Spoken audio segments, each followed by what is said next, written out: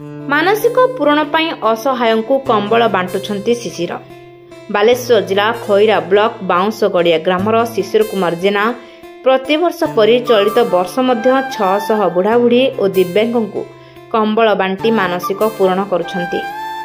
ନିଜ ପୁଅ ଆୟୁଷ 4 ବର୍ଷ ଧରି ମୌନ ରହିବା ଏବଂ ଈଶ୍ୱରଙ୍କୁ ପ୍ରାର୍ଥନା ପରେ କଥା କହିବାକୁ ନେଇ ମାନବ ସେବା ମାଧବ ସେବା ଲକ୍ଷ୍ୟରେ ସେ 13 ବର୍ଷ ହେଲା କମ୍ବଳ ବାଣ୍ଟି ଚାଲିଛନ୍ତି।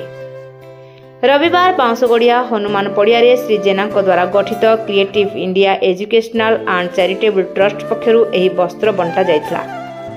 ସମୀର ବଳବନ୍ତ ରାୟ, ଅନୁକମ୍ପା ବେହେରା, ତପନ ଦାସ, ରମେଶ ଜେନା, ଦୈତାରୀ ପଣ୍ଡା, ନକୁଳ ପାତ୍ର, ଲୋକନାଥ ସାମଲ, ଅଶେଷ ବେହେରା, ଉଷାରାଣୀ ମହାରଣା, ଭାରତୀ ନାୟକ, ଗୀତାଞ୍ଜଳି ନାୟକ, ଚଞ୍ଚଳା ବେହେରା, ପୀତାମ୍ବର ସେଠୀ, ସୁଶାନ୍ତ ପାତ୍ର, ଉତ୍ତମ ପାତ୍ର ଓ ବୃନ୍ଦାବନ ଦେହୁରୀ ପ୍ରମୁଖ କମ୍ବଳ ବଣ୍ଟନ କାର୍ଯ୍ୟକ୍ରମରେ ସହଯୋଗ କରିଥିଲେ। ବାଲେଶ୍ୱରରୁ ଛାୟାକାନ୍ତ ମହାନ୍ତିଙ୍କ ରିପୋର୍ଟ, ରୂପାଥାଳିଆ ନ୍ୟୁଜ।